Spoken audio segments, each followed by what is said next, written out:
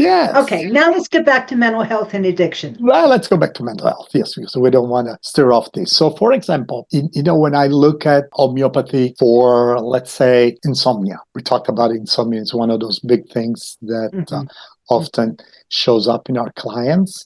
And yes, we can look at theanine, we can look at GABA, we can look at the amino acids. And on top of that, I go one step further and I also look at how the client is showing up. So is this an insomnia where the person is actually restless at night, is anxious, is full of fear, has some panicky attack anytime that he's got to go to bed. There's a fear that if he goes to sleep, he may not wake up in the morning. So that kind of insomnia, for example, the homeopathic remedy would be aconite or aconitum. So when you start seeing someone that has that insomnia that matches, and again, we're looking beyond the symptoms, the physiological symptoms of insomnia. We're also looking Right. at You're looking at the bigger picture. we also look at the client anxiety, restlessness, or for example, the kind of insomnia where a person cannot go to sleep because everything's got to be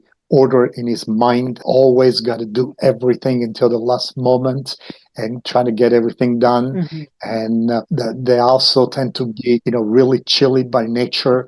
They fell asleep and then they'll struggle because about 1 o'clock in the morning, they'll wake up, they can't fall asleep anymore.